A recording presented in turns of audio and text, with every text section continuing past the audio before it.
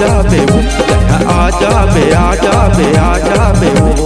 ए टूरी चंदा तह आजा बे आजा बे आजा बे हो, आजा बे आजा बे आजा बे हो।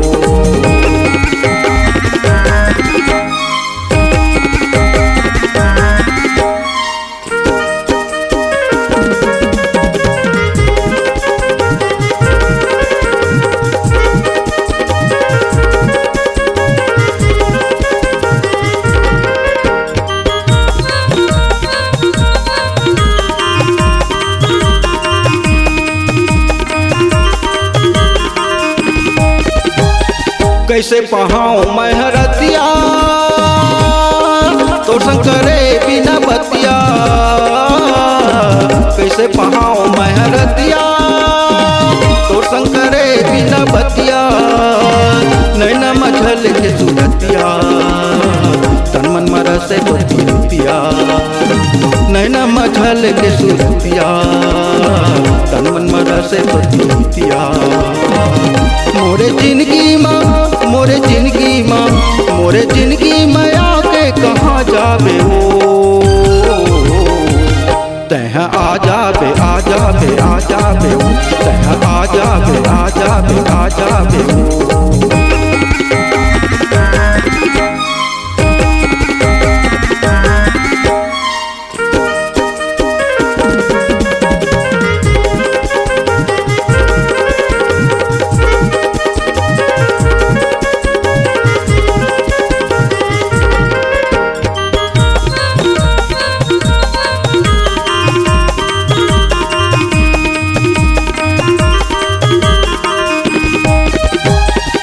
क्रिया कसम लखवा के